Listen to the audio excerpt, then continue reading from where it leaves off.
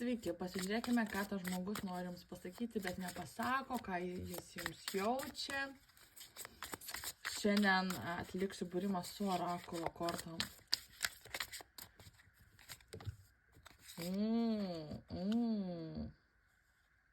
Tas žmogus sako, aš tave myliu. Aš manau, kad mes esam sielos partneriai, aš tave myliu, aš tave seku internete, aš stengiuosi išlaikyti kontaktą su tavim. Jeigu tu nematai, nejauti, tai nereiškia, kad manęs ten nėra. Gali tas žmogus jūs sekti iš kažkokios netikros anketos arba per draugus ir panašiai. Sako, aš tikrai tave myliu. Aš tikrai tave myliu, aš tik dabar supratau, kad aš tikrai tave myliu. Net negaliu sukurti tokio būrimo. Pažiūrėkit, krenta ir sielos dvynių korta, ir tikros meilės. Gerai, ką dar noriu pasakyti? Sako, aš labai galvoju daug apie tave, žiūriu nuotraukas mūsų video, prisimenu bendrus kažkokius prisiminimus, bet kažkodėl tokia energetika, kad jūs šiuo metu nebendraujate. Atrodo, kad esate atsitraukę vienas nuo kito.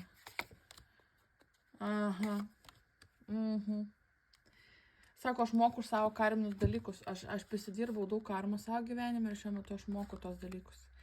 Gali būti, kad tas žmogus turi kitą partnerį arba tiesiog turi kažkokias tai situacijas, kurios yra jam atsiųstos už tai, ką jis blogo padaręs yra šiame gyvenime ir praeitame. Sako, man reikia išsimokėti savo karminės skolas, kad aš galėčiau prieiti prie tavęs. Gal jam nesiseka darbe, arba jis turi kažkokių problemų, sveikatos problemų, gali būti kažkokios legalios problemos, taip pat turėti kažkokius neužbaigtus santykius.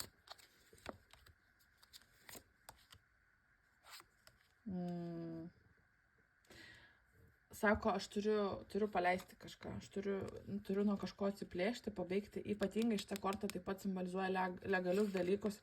Tai gali būti, kad tas žmogus iš tiesų yra susituokęs ir jam reikia pirmiausia išsituokti, kad prieitų prie jūsų.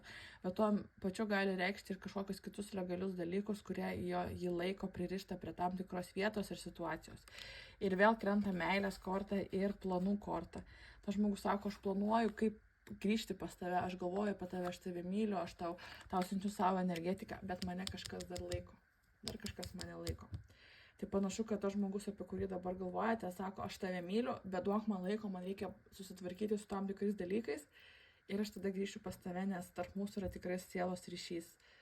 Stengiuosi aš tokių būrimų per daug nedaryti, bet kortos sako savo šiuo metu.